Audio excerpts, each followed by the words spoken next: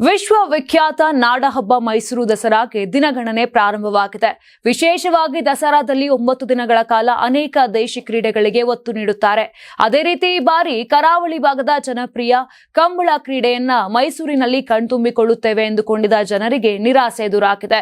ಕರಾವಳಿ ಭಾಗದ ಕಂಬಳ ಕ್ರೀಡೆಯನ್ನ ದಸರಾದಲ್ಲಿ ಆಯೋಜಿಸದೇ ಇರುವುದಕ್ಕೆ ರಾಜ್ಯ ಸರ್ಕಾರ ತೀರ್ಮಾನವನ್ನ ಕೈಗೊಂಡಿದೆ.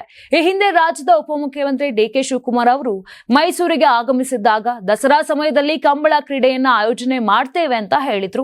ಈ ಕಾರಣದಿಂದ ಮೈಸೂರು ಭಾಗದಲ್ಲಿರುವಂತಹ ಕರಾವಳಿ ಭಾಗದ ಜನರಿಗೆ ಸಂತಸ ಶುರುವಾಗಿತ್ತು. ನಾವು ಇರುವ ಜಾಗದಲ್ಲಿಯೇ ಕಂಬಳ ವೀಕ್ಷಣೆ ಮಾಡಬಹುದಲ್ಲ ಅಂತ ಅನ್ಕೊಂಡಿದ್ರು.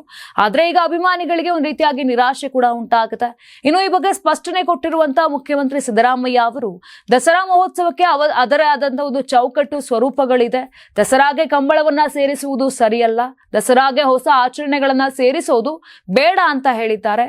ಇನ್ನು ಹೀಗಾಗಿ ಈ ಬಾರಿಯ ದಸರಾದಲ್ಲಿ ಕಂಬಳ ಆಯೋಜಿಸುವ ಬಗ್ಗೆ ಮೈಸೂರು ಜಿಲ್ಲಾಡಳಿತಕ್ಕೆ ಯಾವುದೇ ಅಧಿಕೃತ ಆದೇಶ ಬಂದಿಲ್ಲ ಅಂತ ಕೆಲವೊಂದು ಮಾಹಿತಿ ಮೂಲಗಳಿಂದ ತಿಳಿದು ಬಂದಿದೆ. ನಾನು 86 ಕೆಜಿ ಇದ್ದವಳು 71 ಕೆಜಿ ಬಂದಿದ್ದೀನಿ. ವಯಸ್ಸಾದ್ಮೇಲೆ ಸ್ಮಾರ್ಟ್ ಆಗಿ ಕಾಣ್ತೀರಾ ಅಂದ್ರೆ ಜಿನ್ನಿ. 126 ಕೆಜಿ ವೇಟ್ ಇದ್ದು ನಾವು ಈಗ 114 ಕೆಜಿ ಲೆಕ್ಕ ಬಂದಿದ್ದೀವಿ. ಯಾವುದೇ ಸೈಡ್ ಎಫೆಕ್ಟ್ ಆಗಿಲ್ಲ. 84 ರಿಂದ 50 ಕೆಜಿ ಬಂದೆ. ಆಮೇಲೆ ಸಣ್ಣಗೆ ಫಿಟ್ ಆಗಿದ್ದೀನಿ. ಅದಕ್ಕೆ ನಾನು ಯೂಸ್ ಮಾಡ್ತಾ ಇರೋದು ಜೀನಿ ಸ್ಲಿಮ್.